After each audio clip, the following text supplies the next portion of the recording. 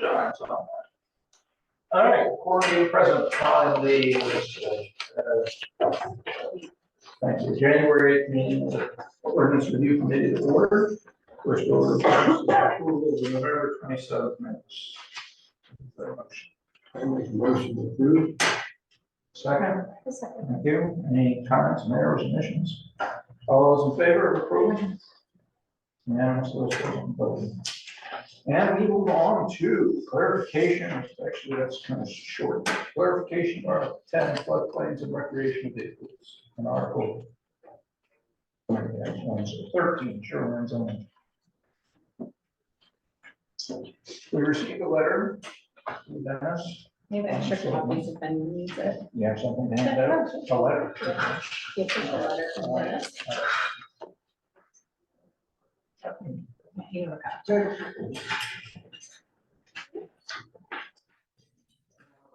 go.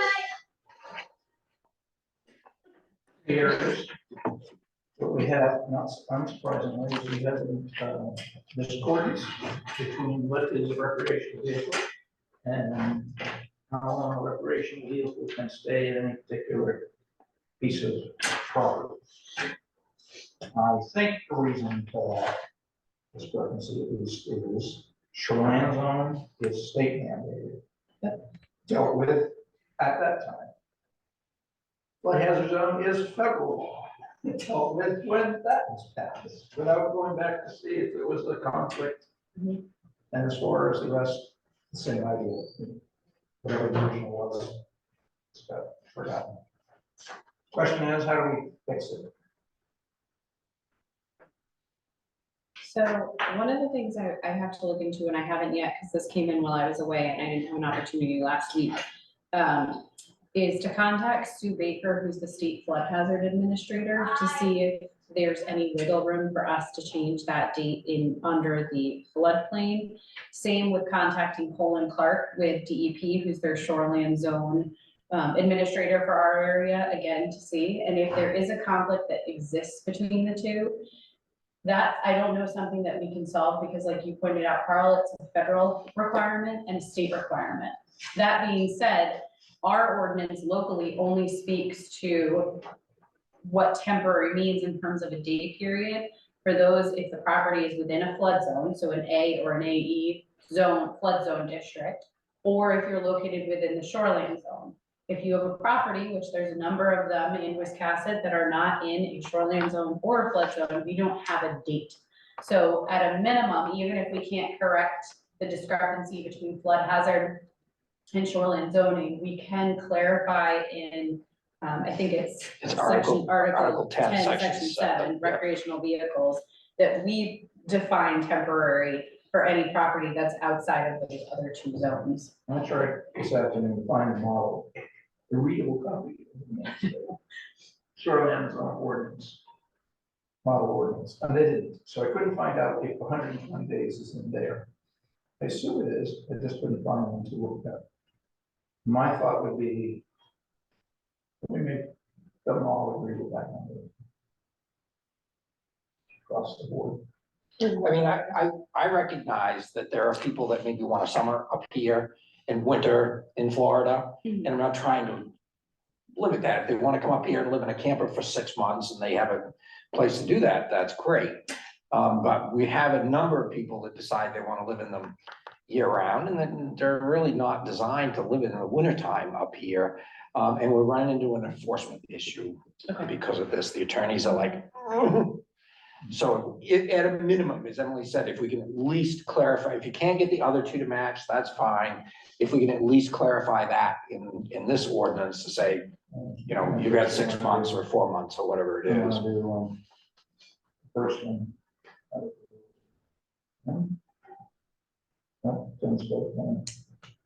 You want to do the shoreline zone where it's more than 100, no more than 120. I want to deal with. I think we have to find out if we can change those. I think shoreline may be easier to change. All the other zones. And just as an aside, you may have wondered this too, why is floodplain in miscellaneous ordinances and not next to shoreline zoning. I don't know think that. you can have a floodplain that isn't falling in a shoreline Right, zone. right. I think that predates a lot of people in this room. I think that it's the miscellaneous should be revamped and moved. I think the entire ordinance book needs to be looked at very carefully. Yeah. And that is one of the things that I would like to do, but there's so many moving parts to all I of don't this. want to do that every time we come up with a new one. Yeah, it's just, Miscellaneous is bigger than any other section of the book, that's wrong. well, and that just seems to be where we want to kick stuff and put it, make it where it's supposed to go. It makes it, you don't want to have to say, oops, all of a sudden the site plan is now 8, not 7, or. Right. That's tough, it's all important. And I think that's more bookkeeping than, you don't actually change the wording in any section, how is that more than an administrative reorganizing of the documents, not changing it at all? Right. How flexible are you to be able to do that? How Well, flexible? I don't know, maybe that's a question we should ask our attorneys at some point. Yeah, I've had some brief discussions with them about this, because I would like to, I've looked at it and said, well, we could just move that over there. But the way it's been presented to the voters, I'm not sure that it actually is that easy. Although I took a little bit of a liberty with the solar ordinance, maybe. Because I think we shoved that into miscellaneous, and it was numbered incorrectly. And so when we put it in, we changed it. We don't just change the numbering and put it in, but. So, in the just general glossary, we need to change the definition of recreational vehicle? Is that what we need to do?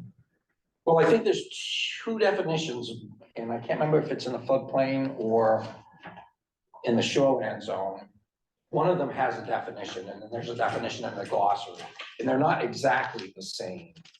They're not really that grossly different. And I probably make them different, but as I once unsuccessfully had to argue with the town of Raymond. Two different definitions of the road with you. There's one on Brandon, My road, which was out of the shoreline zone. Yeah. I tried. So on page 211, under the floodplain, there's a recreational vehicle definition, and then under the glossaries, it's just slightly different. One in shoreline. But again, and one of the other issues that we run into with people wanting to live in these things is that if they're gonna live in them, they generally don't register them and pay excise tax on them. Right. So they're not being taxed. And they put them on a piece of property and don't tell anybody, so they're also not being taxed. One way or another, they need to pay their, something towards town services that everybody else pays. And if that's excise tax and registration fees, fine. But I don't think they qualify as a dwelling unit under our building laws anyways. And I know Bruce has some issues with them as far as if they're gonna be a dwelling unit, meaning building code.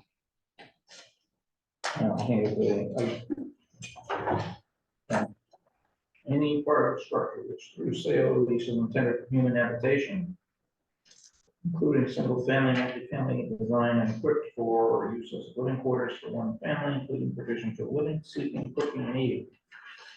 It's too hard to make any camper meet that requirement. Doesn't say it has to be there, it'll say it has to be in the code.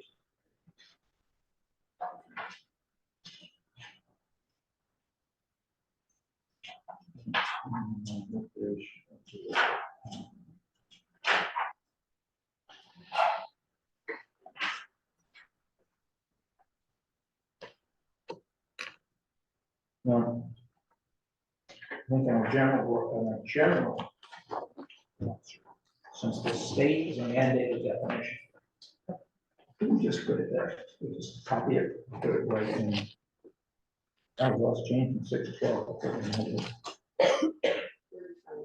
And then glossary on page 414. Yep, I was just stopped there and was reading it. And I said, I don't think how you could say any, maybe a tent. I don't know about a tent, but any pop-up or other type of camper can't meet the dwelling unit requirement.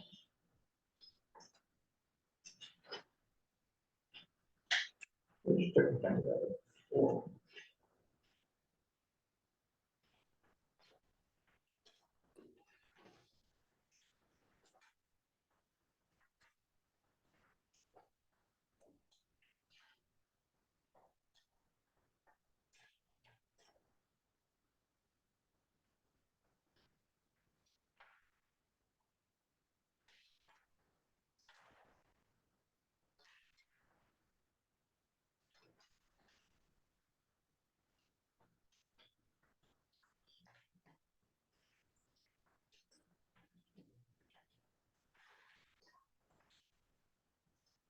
The definition for recreational vehicle under the shoreline zoning ordinance meets the definition in our glossary. It's the definition under the flood miscellaneous flood zone. That is the difference. Yes.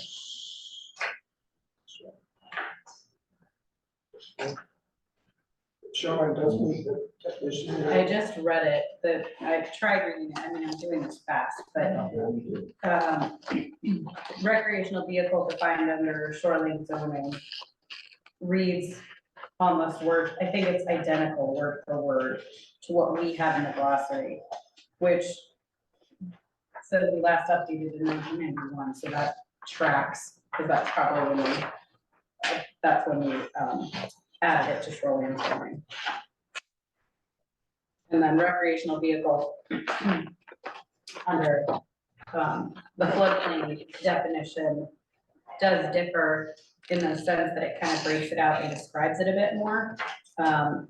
So it's under the floodplain definition, it is a vehicle which is built on a single chassis, 400 square feet or less when measured at the largest horizontal projection, not including slide outs, designed to be self-propelled or permanently towed by a motor vehicle, and designed primarily not for use as a permanent dwelling, but as temporary living quarters for recreational, camping, travel, or seasonal use. I'm not listening to that one, but a copy of all the other sections where it says. recreational vehicle. Or take their definitions out. Just do it in the general. Wow. Isn't that? So the next section of the definition. Did you find them? Not. So one's on 211, Yeah, I had that. one's on 368, That's the one I don't have. 368. which is, I think Emily is determined, I think she's right, is exactly the same as the glossary.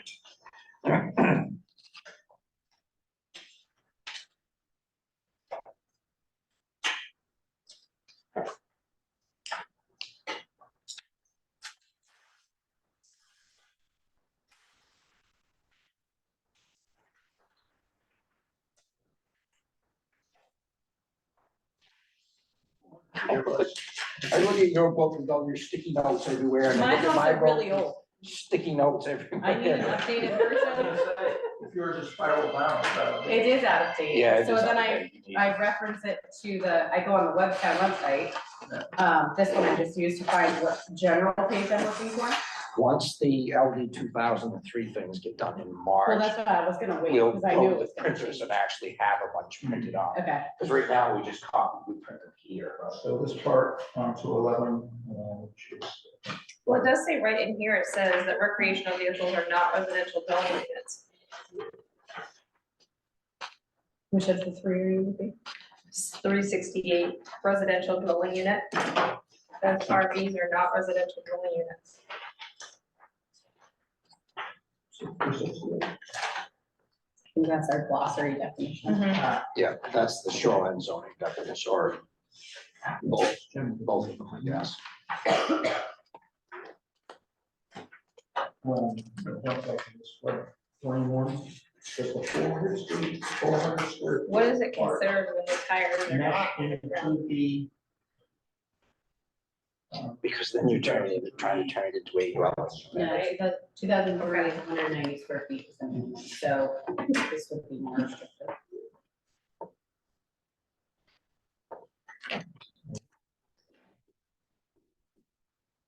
But that is in reference to tiny homes. Yeah. Tiny homes have a different definition. Definition.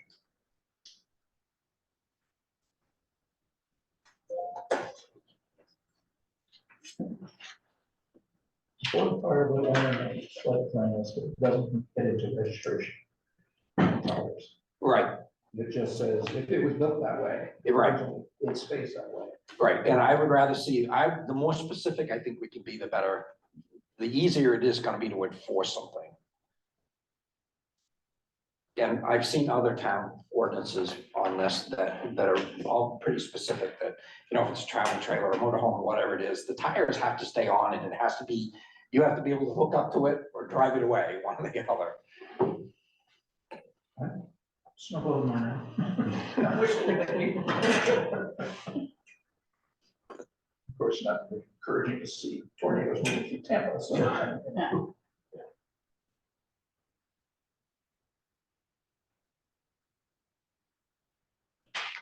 Okay, so if we got the going on to 11 plus the whole.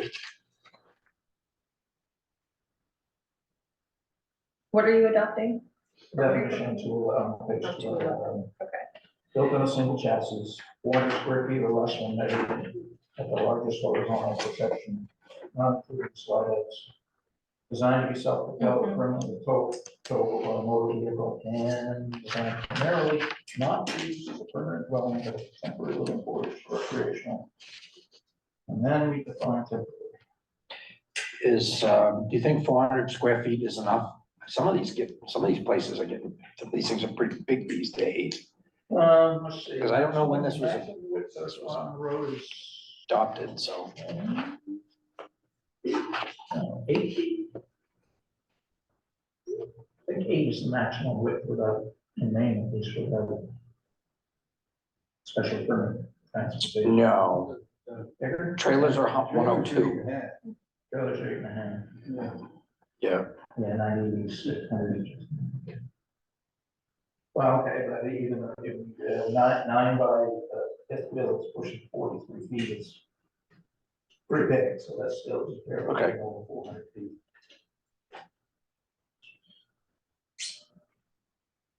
We do have some whole logs that are about that length too, but still getting up to maybe 400. That would be fair. And so why aren't we happy with the definition on 368?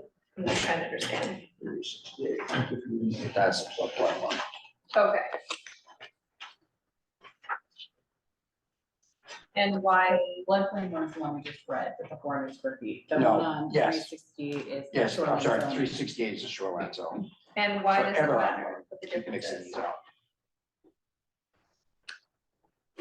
Why does it matter what the difference is? Or can we have the same definition for both? I think you can have the same definition. Well, that's what I'm asking. Oh, If we can just make it consistent across the thing, Oh, instead of, yeah, not just shoreline zone, but. right, you know, a recreational vehicle is a recreational vehicle is a yeah, recreational I vehicle. agree. And should we, I guess, add anything about sanitation in this, or is it not necessary? So in the shoreline zone, it's already addressed. What page is that one on? That is on page, Is that 225? 225 is probably the floodplain. if you look at 340, it speaks to a written sewage plan for each campsite. And if it's gonna be there for longer than 120 days, it has to have a subsurface wastewater disposal system. Is there anything in the recreational vehicle ordinance? No, it just says it has to meet state requirements for disposal, which means they either have to have a holding tank, or that they have pumped out, or well, basically it means it just can't run it on the ground. Okay. So, I mean, that's not super clear in the ordinance either.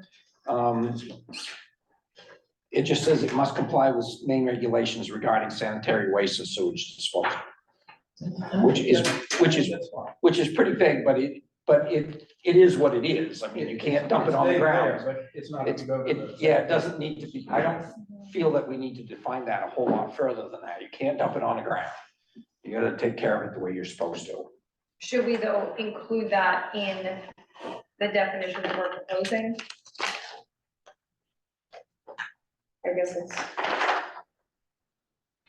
And also the definition, should we also, is that the place also where we should be putting like a days per year?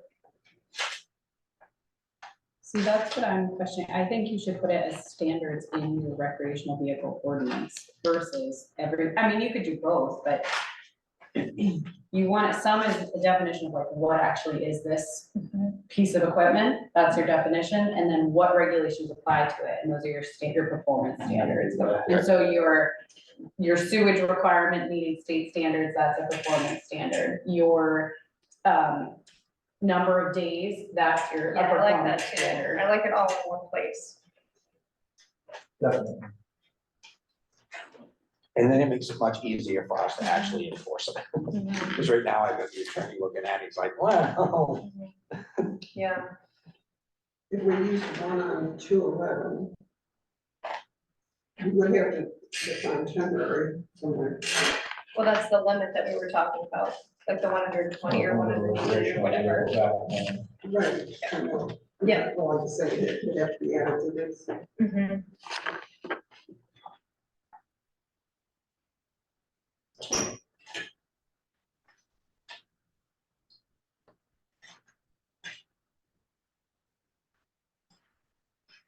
And I think you would want to put that as a performance standard under recreational vehicles, because I think, do you have other uses of the word temporary? Right, I'm assuming you do in your ordinance. For example, like a temporary business license. So you wouldn't want to, or temporary seasonal licenses. So if we just define the word temporary in the glossary without any context, it's gonna cause someone, I suspect it might cause unintended consequences. Yeah, I'm not looking to change temporary in the glossary, I'm Okay. just looking to change it in So clarify it in the performance. standard. performance standards for that particular section. I agree, if we try to define temporary, because there are other definitions of temporary in there.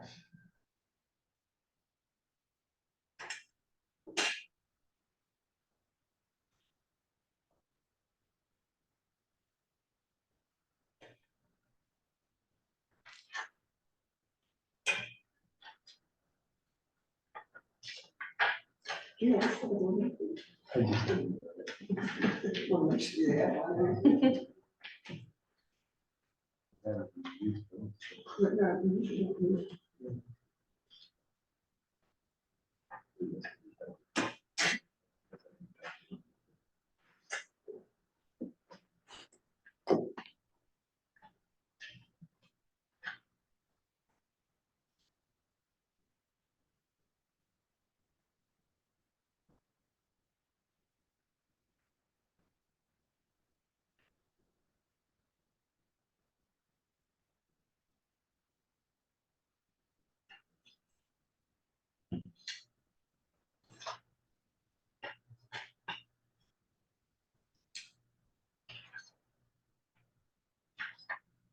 So, yeah, we can check our notes. Thank you. Just make sure I'm referencing the right section. And since I have different page numbers, I can't, my page numbers aren't working for me.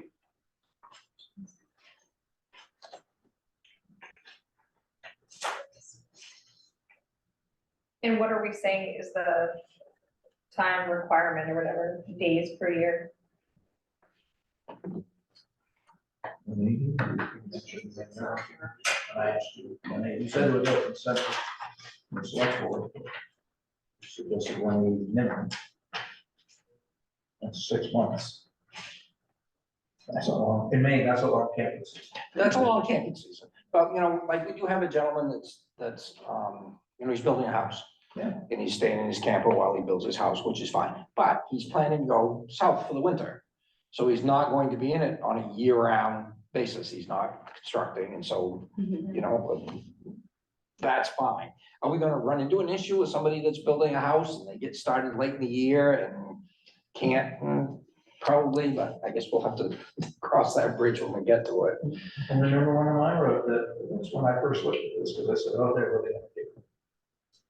And then they lived in a bigger camper, but then a house here, so, you know, they were working towards it. And that's, that's fine, I find that to be an acceptable use, but these folks that wanna just live in them year round. And I see Waldeboro is now, because they don't have anything for an ordinance over there, and they're getting an ordinance together to, there's been a couple of fires this year because they're not made to live in the wintertime. And All these, whatever they can do to stay warm, and it's just not. And the truth is, probably most that are being used this way are not the newer units. No. So they could be pretty worn as far as their Yeah, systems go. and I feel like I'm kind of being the bad guy here, especially with housing being as expensive as it is, but if we save somebody's life by doing that, it's worth it. It's just one of those thankless jobs. It is.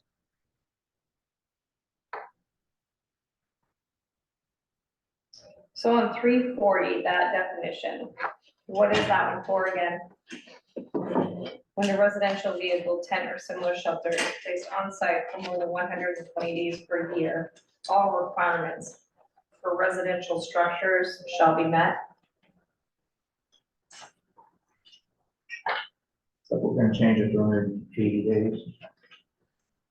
I'm not sure it's even This is possible for a camper to meet all residential No, can't. residential That's kind of structures. one It question. just When I can't. read that, No, I'm can't. like, that sounds like it meets They're not that. built to any, So then do we need to remove that? Because when I read that, it sounds like the residential structure is met. having done work on my camper and shoot, they're not built to any.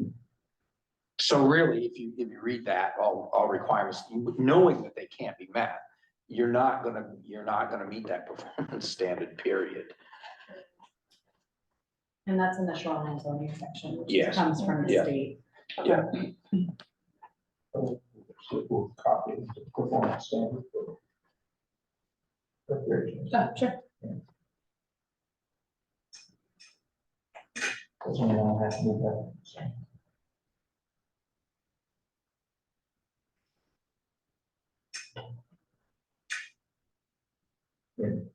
For example, in mine, it's decided that one of the valves for the hot water tank should be located and physically support the electrical outlet for the hot water heater should physically support the on-off valve. It's perfect sense, right? So okay, water directly above an electrical outlet. And it's literally in contact. It's not anymore.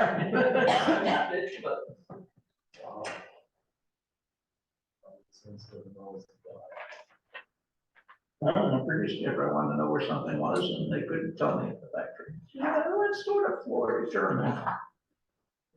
It's a water pump. Don't you put it in the same place every time? No, not exactly.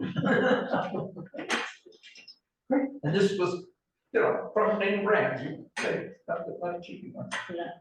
all right, so what did we decide to use the definition on? Yeah. You want to answer that, Well, the first thing I want to do is double check with Sue Baker and Colin Clark. Sue's the flood hazard administrator and Colin's the shoreline zone, because if we can get all three in alignment, there may be changes to, like, for example, the 120-day shoreline zoning may change to 180 if we can. And then we would add that 100-day also to Article 10, Section 7, which is our performance standards for recreational vehicles. So there's a little bit of a to be determined, Jackie, on that one, in terms of which definition we're using, Right, okay. as far as the time frame.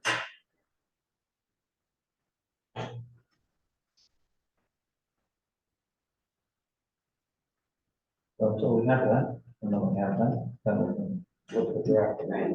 Because then the same kind of also applies to one of my questions to Colin is if we can change the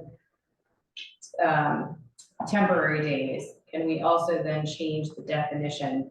Because I think, Carl, you had suggested that we adopt across the board what is in floodplain, which is the one that's a bit more descriptive, and it breaks it out, and put that in shoreline zoning and our glossary, so that it's, again, the same amongst each one. But also then asking Sue if we can change that 400 square feet or less requirement that's on the definition in floodplain. So I will take on that research and have answers hopefully from both Sue and Colin before our next meeting. Sure, yeah. And if I get the go ahead that yes, I can make changes, then I'll have a draft for you as well. But if I get conflicting answers, then I may be coming back to you with more questions. We can't, sometimes we have to have different days and different periods. I can't see why Sue would complain that it's easier that. How could they possibly complain about making, they're in the same darn area, why would it be? I know. Not every floodplain is necessarily a flood house, every shoreline zone is not necessarily a floodplain, but and luckily, thank goodness for us, we have relatively few floodplains, but. I suspect there was a lack of communication at the state and federal level. Say it isn't so. Never It never happens. That never happens. And, anybody else have anything else? I think, this board wants to, recognize that Emily is now the executive director of Worthing County. But I can tell you, I've already checked to see if she's gonna stay our planner, and she told me she was for the time being, so. Yes, for the foreseeable future. For the foreseeable future, but she doesn't. But yes, yeah, she'll train someone who can ask her. All right, then. Make a motion to adjourn? Second. I'll second. Welcome. Thanks, guys.